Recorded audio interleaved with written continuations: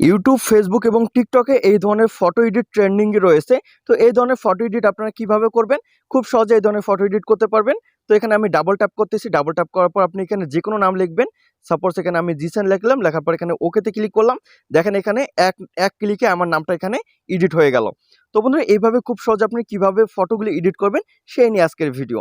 এবং অনেকেই এই ধরনের ফটো এডিট করার ট্রাই করেছেন, কিন্তু বিভিন্ন ধরনের সমস্যায় পড়েছেন। অনেকে ফন্ট অ্যাড করতে পারতেছে না, অনেকে ফন্ট ডাউনলোড করতে পারতেছে না, এবং অনেকে এই ধরনের পিকচার ডাউনলোড করতে পারতেছে না।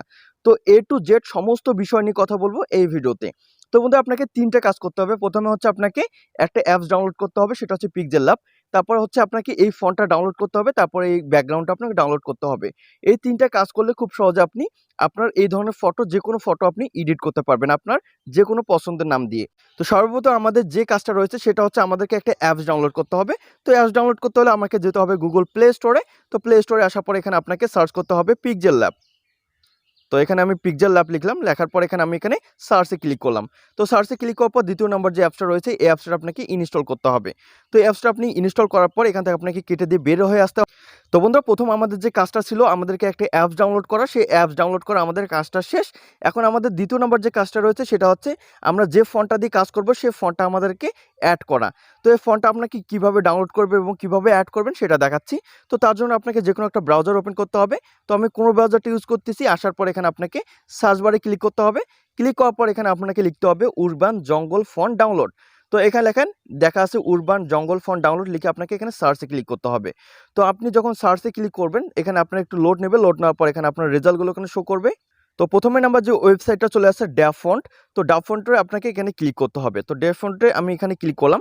ক্লিক করার পর এখানে আপনাকে লোড নেবে। তো এই ধরনের ইন্টারফেস শো করবে। তো এখানে দেখেন ফন্ট এখানে শো করতেছে। তো এটা আমি একটু জুম করে আপনাকে দেখানোর চেষ্টা করতেছি।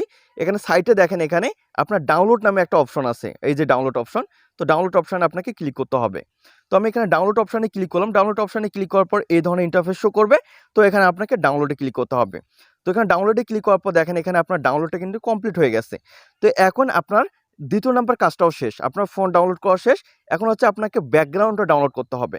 তো আবার আপনি যে কোনো ব্রাউজারে চলে আসবেন। আসার পরে এখানে আপনাকে সার্চ বারে ক্লিক করে এখানে লিখবেন পাহাড়ের ছবি।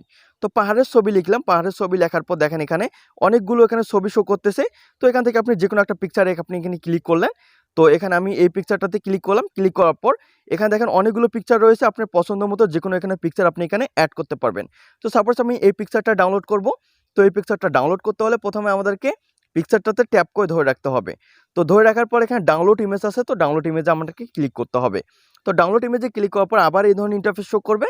তো আবার আপনাকে এখানে ডাউনলোডে ক্লিক করতে হবে। তো আমরা যে 3টা কথা বলছিলাম, প্রথমে আপনাকে অ্যাপস ইনস্টল করতে হবে, তারপর হচ্ছে একটা ফন্ট ডাউনলোড করতে হবে, তারপর হচ্ছে আপনাকে ব্যাকগ্রাউন্ড ডাউনলোড করতে হবে। তো আমার 3টা কাজ শেষ। এখন আমাদের মেইন কাজে আমাদেরকে যেতে হবে। তো সর্বপ্রথম আমরা যে কাজটা করছিলাম, যে অ্যাপসটা ডাউনলোড করছিলাম সেই অ্যাপসটাতে আপনাকে ওপেন করতে হবে।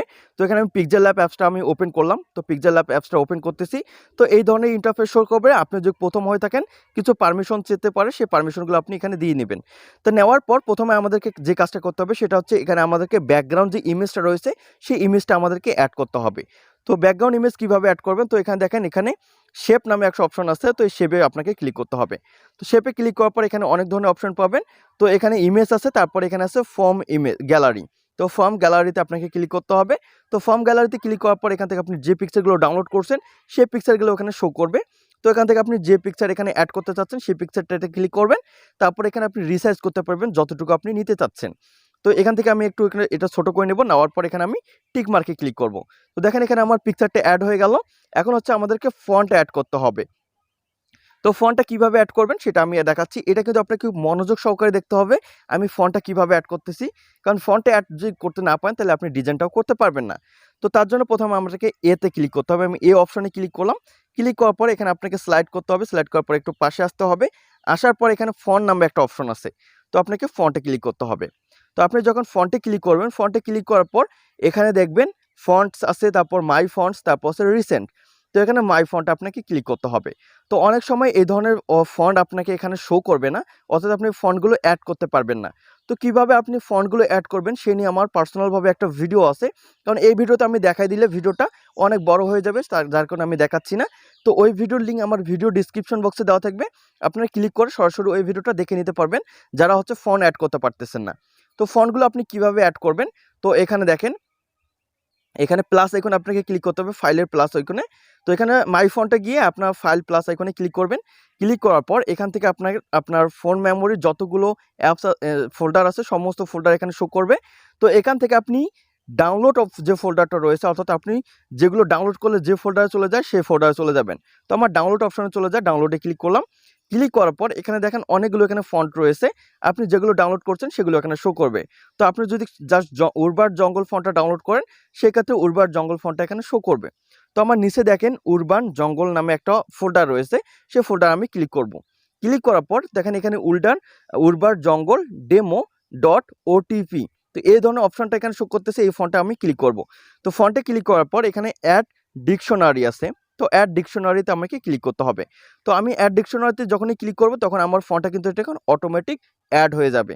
তো অ্যাড হওয়ার পর এখানে আমি ওকেতে ক্লিক করব।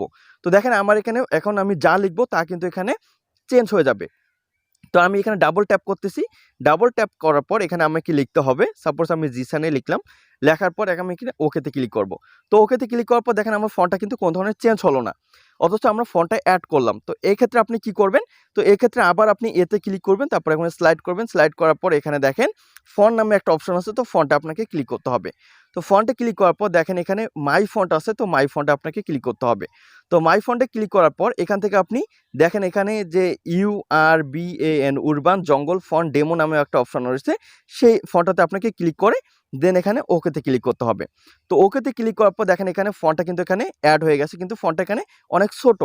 তো আমি ফন্টের ওপর ক্লিক করব, নামটার ওপর ক্লিক করার পর এইটা ধরে আমি এখানে টেনে বড় করব। অথবা আপনি আরেকভাবে বড় করতে পারবেন, সেটা হচ্ছে স্লাইড করবেন, এখানে সাইজ আছে, তো সাইজে এখানে বড় ছোট আপনি করতে পারবেন এখান থেকে দেখেন। তো এটা এখান থেকে আপনি বড় ছোট করতে পারবেন। তো এখন কথা হচ্ছে ফন্টের ওপর আমার ফন্টটা এখানে বসে গেছে, আমি ফন্টটা এখন আমি একটু সম্প্রসারিত করব। তো এটা কিভাবে করবেন, আবার আপনি এতে ক্লিক করবেন, ক্লিক করার পর এখানে আপনি স্লাইড করবেন, স্লাইড করার পর এখানে স্পেসিং আছে, তো এখানে আপনি প্লাস এখানে ক্লিক করে দেখেন একটা ফন্ট আর একটা ফন্ট থেকে সরে যাচ্ছে। তো বন্ধু এইভাবে খুব সহজে আপনি কিন্তু এখানে ফন্টগুলো এখানে লিখতে পারবেন। তো এখান থেকে আমি আপনাকে যে কোনো একটা আবার একটা নাম লিখে দেখাচ্ছি। সাপোজ এখানে আমি লিখবো আবার হাসান লিখলাম। তো হাসান লেখার পর আবার ওকেতে ক্লিক করব, আমি ওকেতে ক্লিক করলাম।